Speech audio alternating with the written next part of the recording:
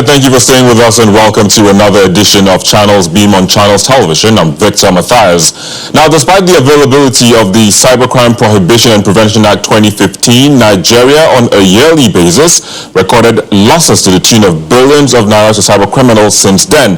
However, to ensure the trend doesn't continue, a review committee was set up to look into the previous document and proffer watertight solutions to ensure the losses don't become a recurring decimal, and to also ensure that other forms of cyberspace vices are nipped in the bud.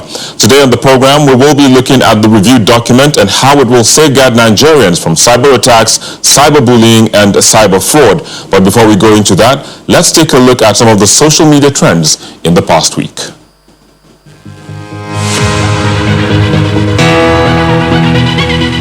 There was controversy over the release of schoolgirls of government secondary school in Zamfara State who were abducted on Friday. Earlier on Sunday, the abducted schoolgirls were said to have been released and at the palace of the Emir of Ankara, waiting to be transported to Gusau, the state capital. However, the state government later refuted the claim but assured Nigerians that they are working with security agencies to bring back the missing girls.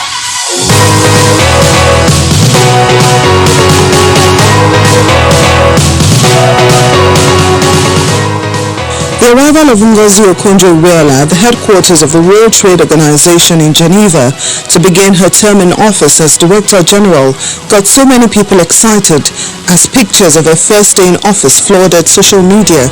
With her appointment, she made history as the first woman and first African to lead the World Trade Organization, and that was followed by a trend that saw women and girls tie their scarves in the manner she usually does and was christened the Ngozi Okonjo-Iweala Challenge.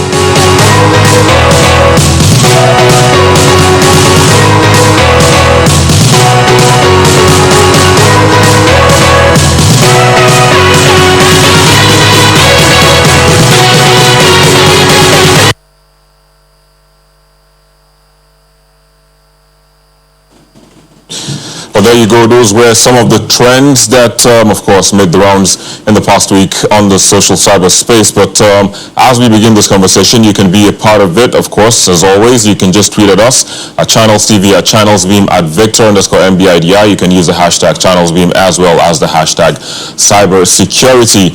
But we're now being joined by Abdulhakeem Ajijola. He is currently the Chair, African Union Cybersecurity Expert Group, and the Chair of the Working Group on Cyber Incident Management and Critical Information Protection of Global Forum on Cyber Expertise. He is also the Chair of the National Cybersecurity Policy and Strategy Review Committee. He joins us from our Abuja studio. It's a pleasure to have you on the program today.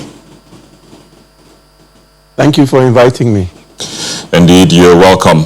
Well, so let's begin. Of course, we understand Nigeria is on a daily basis trying to ensure that internet penetration goes beyond where it is. Of course, we know about the broadband plan, the 2020 to 2025. But at the same time, while you're trying to do that, we have had consistently had the issues of cyber threat, cyber security, cyber bullying, cyber attacks, and all of that. And of course, this is where the committee that you chaired comes in. So in all of this now, again, we understand that this review policy has about 8 pillars to ensure that everywhere is safe and tight and secure on the cyberspace. But give us an inkling as to what these 8 pillars are and how they intend to give us this watertight cyberspace as we continue this foray into the 4th industrial revolution, which of course is powered by the internet.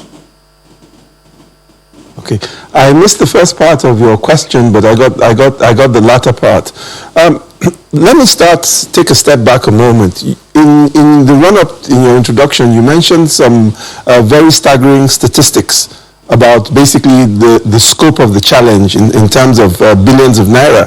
I think we should not forget that there are also billions of naira worth of opportunities. For example, the African cybersecurity market, sometime between 2023 and 2025, is estimated to hit $4.5 billion US. And that's an opportunity for our society, not only to create jobs, but certainly to create wealth, and indirectly government to make some money through taxes.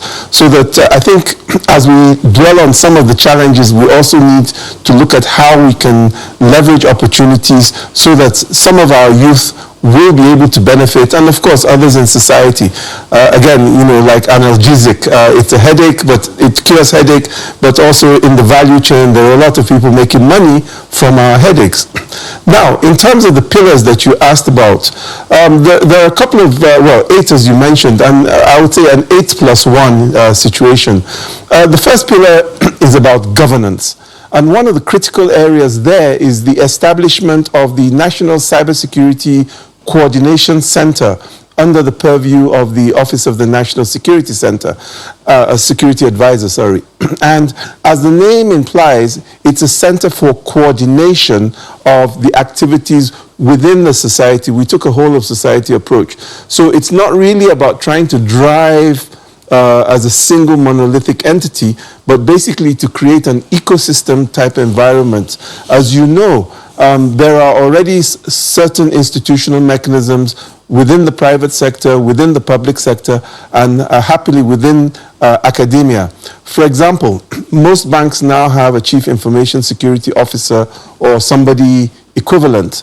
We also know that many institutions, the IT Development Agency, the Central Bank, the Identity Management Agency, are also building out or rolling out their own cybersecurity monitoring and intervention capacities.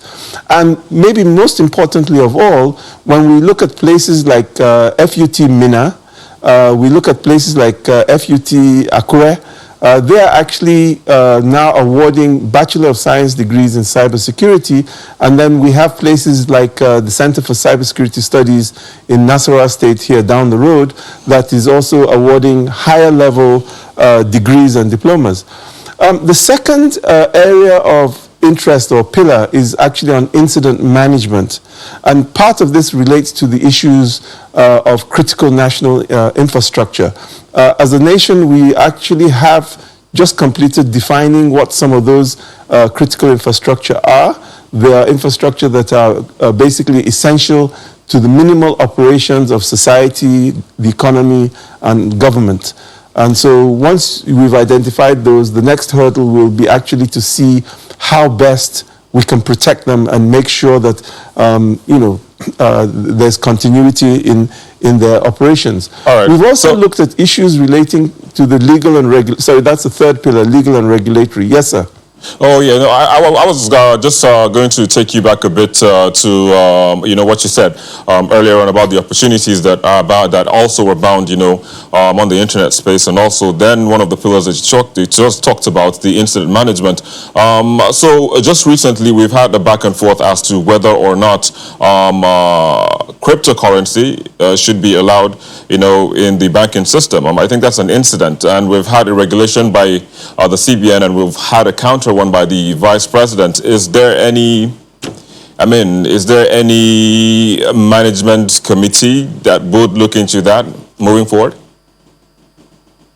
I'm not aware of one, but I'm sure CBN as the lead actor will engage, I think, in a national conversation about these issues, and basically I would expect them to be able to coordinate and collate some of the views about this.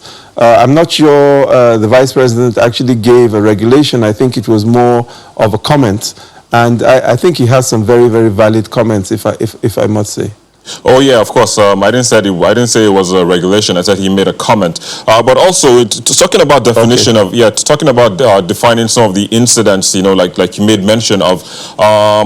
There have been some concerns around about how this reviewed policy is going to affect social media. I think I listened to the National Security Advisor when he talked about it. Hate speech and all of that. So how do we define that in this instance? Well, it's actually quite difficult, and again, it's actually quite difficult, and the truth of the matter again is that there needs to be some national conversations on this, because clearly there are instances where the social media is being abused, and some of this abuse is actually not in our own self-interest or enlightened self-interest as a society.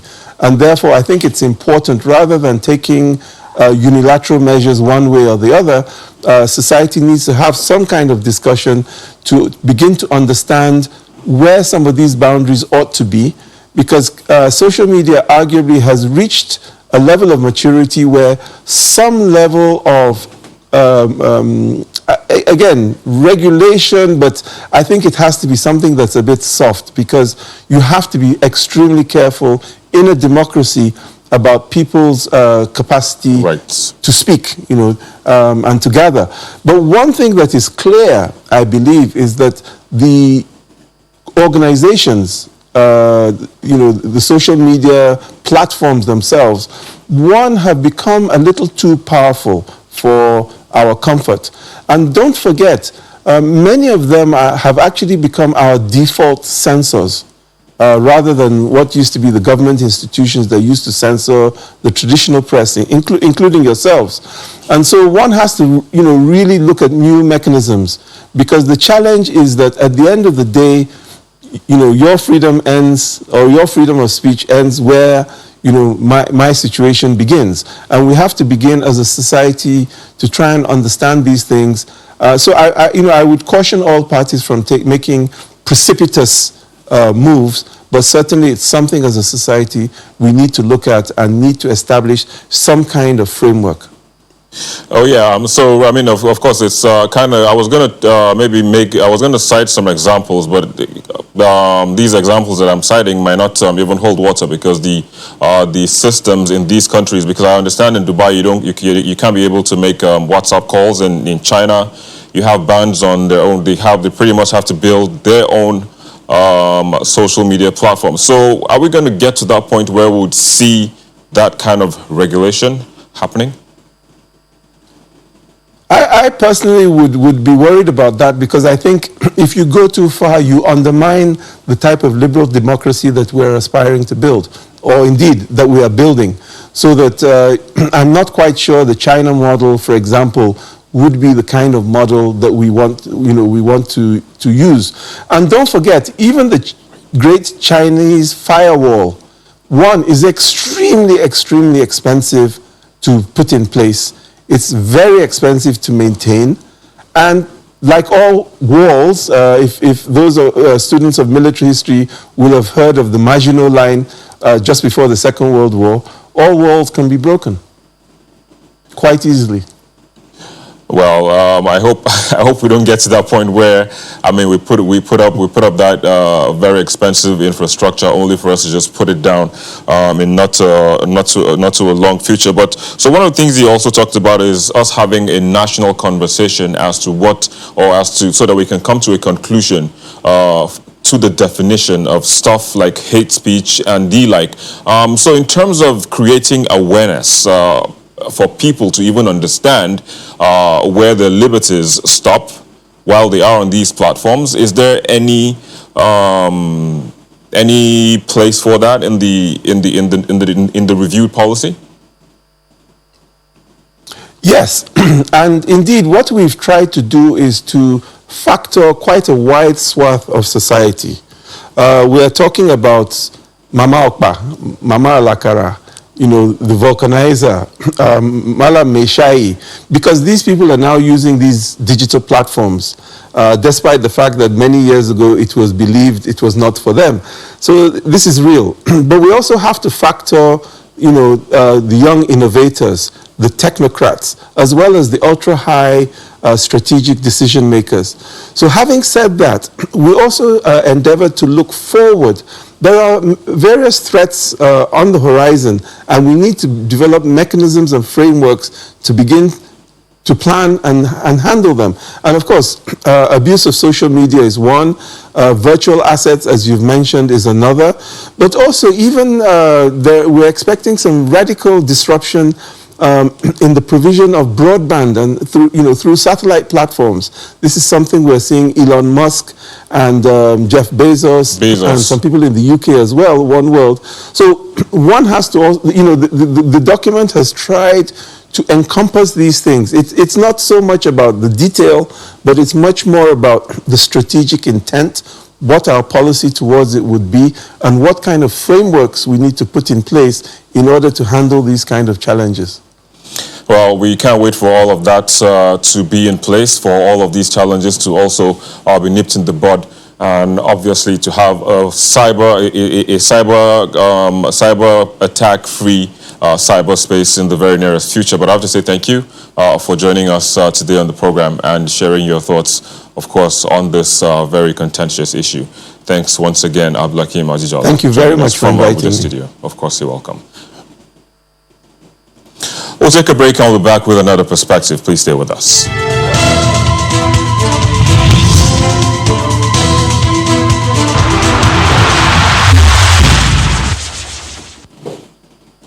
Thank you for staying with us. We're still continuing our discussion on the recently introduced National Cyber Security Policy and Strategy. But we're being joined now by Abiodun Ajidadun. He is a writer and a public speaker who believes that an ideology-driven politics is essential for the progress of Nigeria and is committed to playing a part in the development of Nigeria and Africa at large. He joins us right here in our Lagos studio. It's a pleasure to have you, Thank you very much. Today. So just earlier we were talking about pretty much the things contained in this newly introduced policy, and but I would just ask you, what do you think about it generally, first and foremost? Okay, thank you very much, Victor. I think it's a great policy. It's a step in the right direction. It was started in 2014 and then it's just reviewed recently. And the thing is, we live in very uncertain times, and social media, the cyberspace essentially as a whole is a tool through which businesses, nations use to achieve their goals, and it's important that we are able to put in boundaries and put in a structure that can ensure that that tool is used for the good that is intended for it to be used. And that becomes more important because if you see that in the last 10 years, give or take 10 years, you see that the social media, I keep saying social media because that's what I can relate to the most, but... Which makes sense, yeah. Yeah, but the cyberspace essentially has been used to attack even the sovereignty of nations. We've seen the case in the Arab Spring. It was used to bring down Hosni Mubarak, but at the same time, it was the same thing that was used to cause division and political uprisings in that nation. And the same thing happened in Tunisia. In fact, there was a huge massacre in Myanmar, and it was orchestrated through cyberspace and social media. And I think it's more important now because as much as we appreciate some of the events that are happening in Nigeria, particularly late last year, in terms of the NSAS movement and all of that, which was championed mostly by social media and the juggernaut of the cyberspace. We have to also be careful to ensure that so part of the policy says that any expression or any conversation that threatens the security of the nation will be curbed. And I think it makes sense to do that. Yeah, so that was one of the questions we tried to address. How do you define these things, hate speech and all of these little things that are contained therein? But if you're to make a comparison between the review now and the policy that we had in 2014, what would you say the difference or the differences are?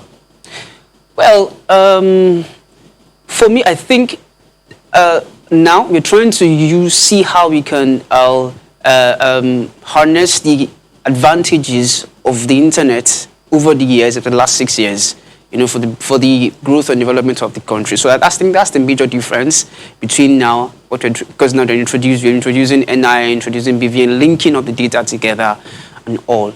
And at the same time too, based on the recent happenings in the politics and the society at large, we're trying to see how we can protect also the nation, because we can't rule out, we saw it in politics. We saw it even in the U.S. politics that there were allegations of Russian infiltration into the politics through this cyberspace.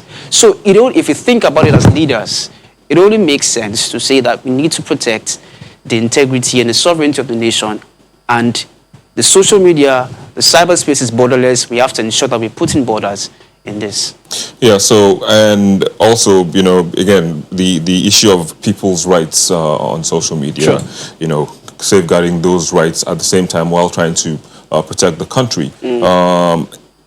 In some instances, especially now that we don't have defined terms or terminologies, we might get to a point where someone's right might be trampled upon. Definitely. Yes. So how do we bridge that gap? How do we bridge that that win that we're looking for, that you Okay. said? How do we bridge it? Well, it's a tough question, and I think it's hard to be a leader these days because leaders are answering tough questions. You know, how do you ensure sovereignty and security, and at the same time, not tamper with the freedom of expression of people? I think that we have to define this whole policy. We have to ensure that we're defining, first of all, what we're trying to build. Are we trying to build a nation? Are we trying to just put in a policy? So because we're trying to build a nation, then we want to ensure that this is the reason why we're doing this. It's spelled out.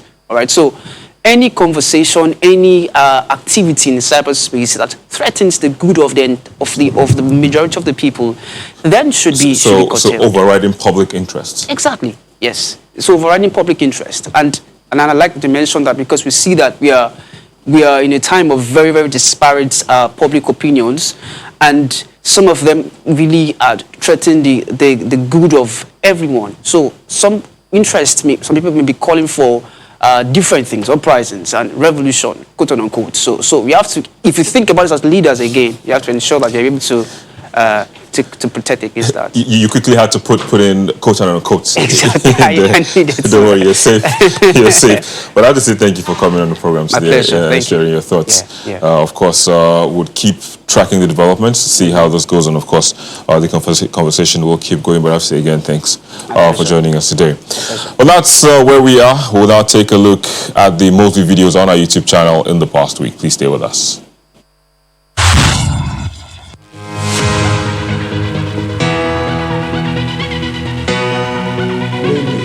Benue State government taking a swipe at his Bauchi State counterpart over comments attributed to the latter kicks off this week's most viewed videos. I'm beginning to think that my brother, the governor of Bauchi State, is part of the terrorist Fulani organization that is terrorizing this country. It is followed by the warning issued by the Imo State Police Command that it will charge anyone found wanting in respecting the laws of the land. If investigation proves that he has done something, he has committed an offense, he will definitely be charged.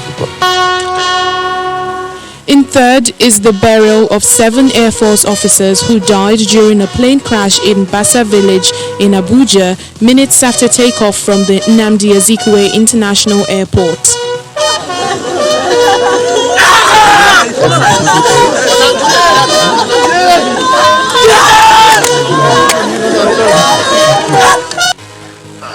Former governor of Imo State and serving senator Rochas Okorocha claiming that the current governor of the state was behind his ordeal in the hands of the state police command takes the second spot. The governor pulled out his carried the machete himself and was coming to me to machete me when I was moved out, and he was calling the boys calm. He was in charge and the police were following him. And an eyewitness account praising the efforts of the pilot of the military plane that crashed minutes after takeoff in Abuja takes the top spot in this week's most viewed videos. So as he was coming, I thought he'd take off from airport. As he was coming, we drove down, he just took off again. He's struggling. As he got to that bush, he just crashed down. And that's the most viewed videos on our YouTube channel in the past week, and also where we wrap the show up this week. Thank you for watching. I'm Victor Matthias, and bye for now.